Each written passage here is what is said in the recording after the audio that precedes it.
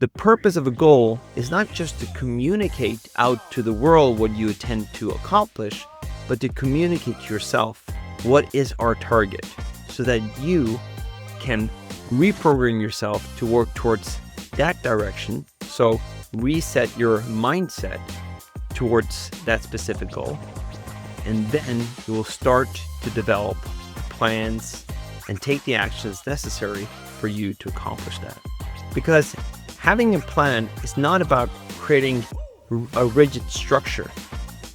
It's about creating clarity that will create a calmness and a confidence that will cause you to take the action that is necessary for you to get the outcome that you want.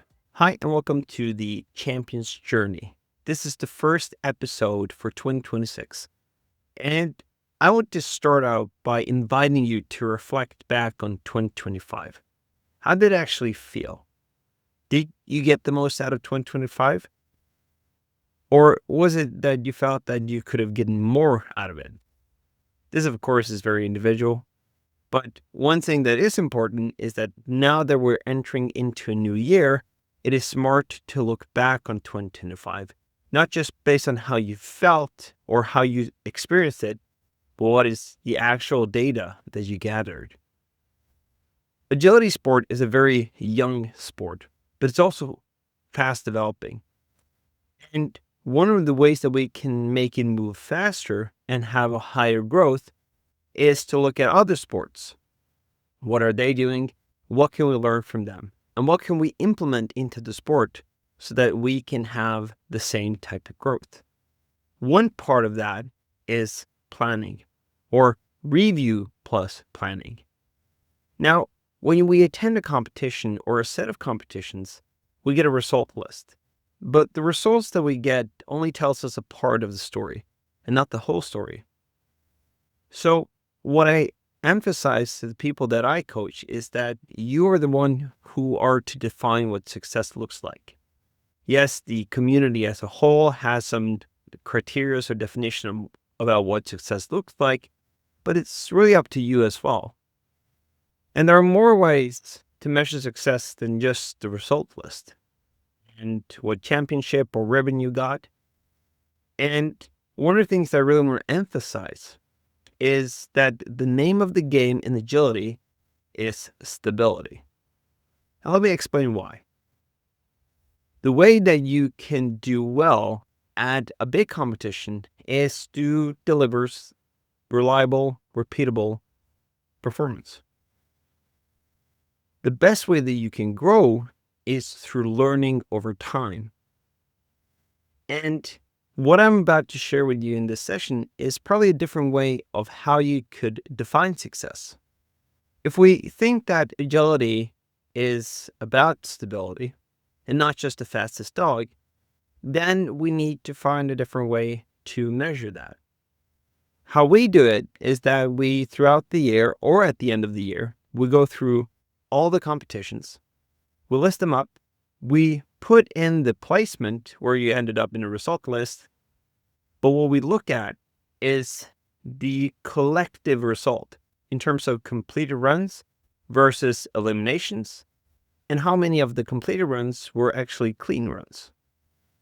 When you add up all the runs throughout the year for one dog, and then you do this for each and every dog, you will get a different set of data, a different set of input, maybe something that's more, and even I would say better, to define how stable you are at a competition. And this is one way of measuring success. But what we do is that we fill in this Excel sheet, and based on that, we can make some decisions. We get an awareness about how well you're performing at an overall, and we're not judging it. We're just looking at it and viewing the information that we get. And having this clarity helps us to set new goals for the coming year. And that should prompt us to ask the question, how are you measuring success? How have you been measuring success for 2025? And how will you be measuring success throughout 2026? As I mentioned in the beginning of this episode, it's important for you to have a plan for 2026. But before you can have a plan, you need to have two things. Number one, you need to know where you are. And number two, you need to know where you're going. Once you know where you are and where you're going, then you can create a plan. And this is how a GPS works. So when you're using a GPS on your phone or in your car, it knows at every single second where you are on the map. And if you put in a clear and defined and specific address that you want to go to, it can show you the best way towards that goal. That is the plan. If the GPS loses connection, let's say that it doesn't know where you are, it cannot present to you a plan. If you don't put in a specific measurable place where you want to go, it cannot present you a plan. So these two things are essential for you as well, for you to make a good plan for 2026. And that's why I really want you to first start off by looking at 2025 to get a clearer view of how well did you perform, where are your weaknesses, where are your strengths, and based on that, you can set new meaningful goals for 2026. When it comes to setting goals, the thing with agility is that it's very tied to events. It could be a specific single event, or it could be a number of events. It could be a performance outcome, or it could be also something more personal. As I mentioned before, you're the one that set the goals. It's your goal, so you have the power to define it. And you are the person that defines what success looks like. So keep that in mind. But what I recommend for people when they're setting goal is that, first of all, it's your goal, as I mentioned, but it has to be something that is outside of your comfort zone. It doesn't have to be far out of your comfort zone, but slightly outside of your comfort zone. Another way to look at that is to say that it has to be something you haven't done yet. That means that if you are training a new dog and it's one of the first grades, or you're about to compete with that, you could set goals that are within that range. It doesn't have to be like, I need to go to the World Championship. It could be within 2026 to pass the first or second grade. That could be a goal because you never accomplished that with that dog before. And the last part that I really emphasize is that when you define the goal, when you articulate it, that it should be within your control. One thing that we are really clear about is that we never set a goal of winning the World Championship. That could definitely be an objective that we have as a long term, but the goals that we define are within our control. Because if Ellie and Sarah does really good runs, 4 out of 4 clean runs at the World Championship, that could give her a really good position in the result list. But we do not control the other competitors, how well they do, how fast they run, how clean they run, how they choose to handle the course. That is really up to them. It's outside of our control. But the way that we define goals could be that to have 4 out of 4 clean runs at the World Championship.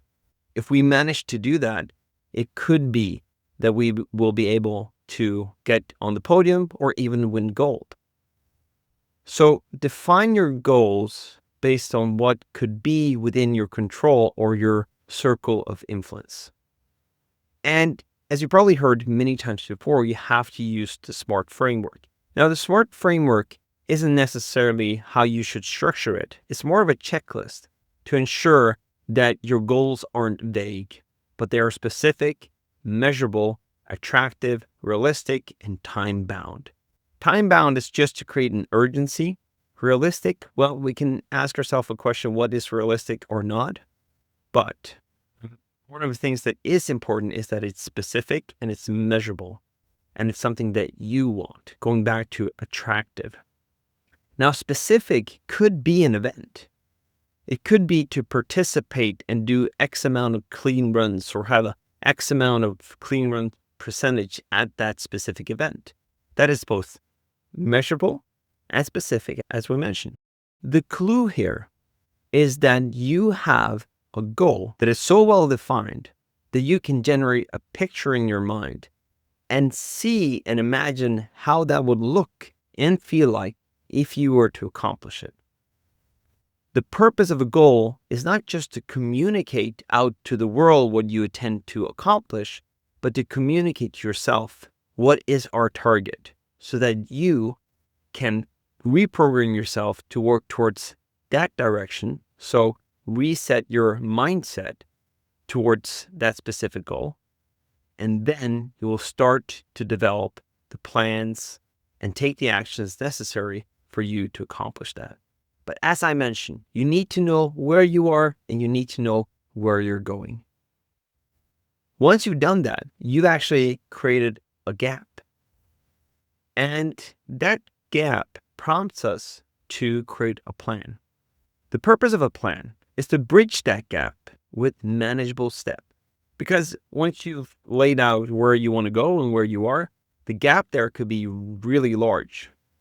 And by breaking it down into manageable steps, you will see that it will become easier for you to take action. If there's too much friction, you will not act. If you manage to scale it down so that you have a clear next action, then you can focus on the task at hand and you're constantly working towards your goal. Now, the way that we do this is that we have a certain structure. First off, we start with a yearly plan. Then we break that down into a quarterly plan. Then we create weekly plans and daily plans. So let me just give you a quick overview of how that looks like. The yearly plan is very broad, not very specific, but what we focus on is what are the main events that we want to attend? What are the 2 to 3 most important events for us for the year? All the other competitions become training competitions that we use to prepare for those events. So those are the events that really matters. But also, as I mentioned, we can use those events in order to see the stability and track the stability, but also map out skills that we need to retrain or to have put more focus on. So we use most of our competitions as feedback sessions in order for us to perform better and well when it matters the most. And when it matters the most is defined by us. Now, there are a couple of benefits by doing it this way. First of all, I see a lot of agility handlers, they are labeling every competition as the most important competition. But if you extend the labels, saying that these are the main competitions and these are training competitions, that changes the intention. And when you have a different intention, it also causes a different tension. That means that the training competitions is more about learning rather than winning. And that creates a different pressure, it creates a different focus, and it can also help you to gain more lessons from that competition in order to prepare for what is the most important competition. So training competitions is all about preparing, not judging. Once we lay that yearly plan, we then focus on a quarterly plan. What are the competitions that we're attending this quarter? What is the focus of this quarter?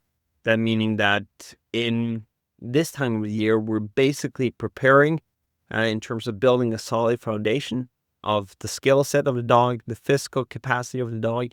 And as we get closer to the competition period, we're starting to intensify it.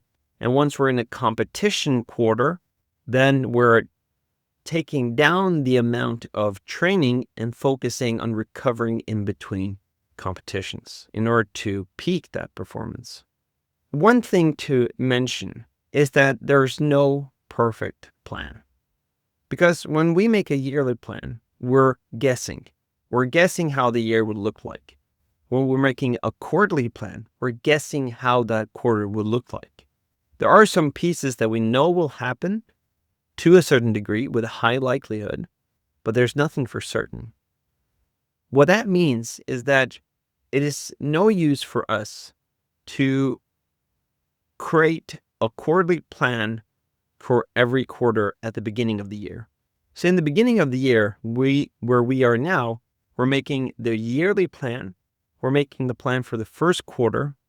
And then we're making a plan for the first week and then day by day. So that means that we're constantly redoing our daily plans. We're constantly on a weekly basis planning for a new week. And once we've finished a quarter, we're creating a new plan for the next quarter. So we're basically creating plans on demand and what's happening, because we don't have a crystal ball. And the more information we have, the better we can actually create those plans. So by doing it as the demand happens, like focusing on 90 days at a time, 1 week at a time, 1 day at a time, then you have more flexibility in your plans and they're not too rigid, because anything could happen. You need that flexibility. What if you get injured? What if your dog get injured? Then you have to adjust the plan without it becoming a disappointment, but you adapt. You become agile in your planning and you adjust and you adapt, and then you still can be able to make the most out of the season of 2026. And I cannot emphasize how important and how valuable this has been. I've used this structure not only in terms of planning for athletes and also into agility, but for school, for work, all of those. The same principles can be applied. And I've seen time and time again that every time I do this, every time I plan it in this way, my performance goes up. Because having a plan is not about creating a rigid structure. It's about creating clarity that will create a calmness and a confidence that will cause you to take the action that is necessary for you to get the outcome that you want. I want to sum it up what this podcast episode is really about. The simple steps that you can take is to review 2025. Look more towards the stability and see if you actually managed to reach the goal that you set at the beginning of the year. Then you set new goals for 2026.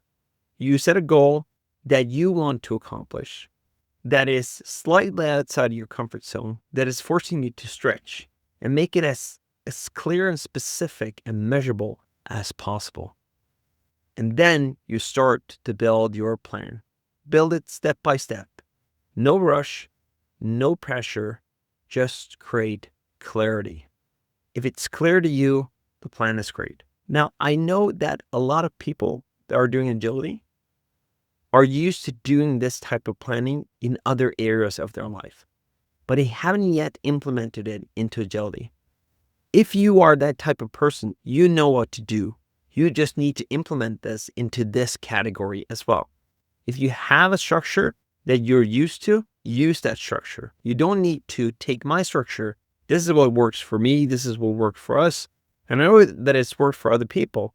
But if you know something that works for you and you're used to it, go ahead and use that. If you're a person that is not used to creating a plan and you want additional support to do that, then you could check out the Agility Mindset community, where we now actually have an online course, one that is on demand that you can watch and go through in your own pace, or you can join the weekly lessons that we have now in January. We're having a workshop in order to ensure that you're going through the steps and doing the work, not just listening to the videos, that you can create your agility master plan for 2026. In addition to that, there are a couple cool tools that I'm really excited about. One of them is the digital competition journal. And this is a tool that helps you to organize and process each and every competition that you attend.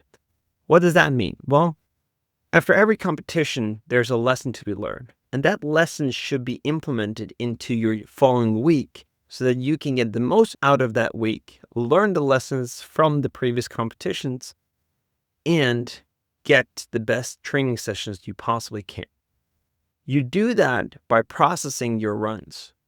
And by having a process of how to process, you can actually get a bigger and clearer overview of what you need to improve until the next competitions. This helps you to get clarity again, create awareness, but also in order to do the mental reset and get ready for the next competitions. So as I mentioned, planning isn't about control.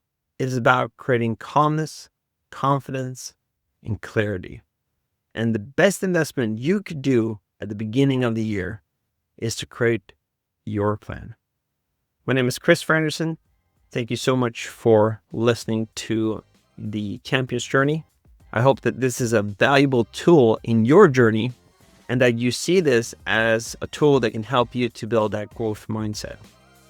I also hope that you're taking action based on this episode. Some form of action, any type of action is good. Just planning your runs and competitions that you will attend for the year will take you a good step further. And if you haven't yet, please subscribe to this podcast so that you will be notified every single time that a new episode comes out.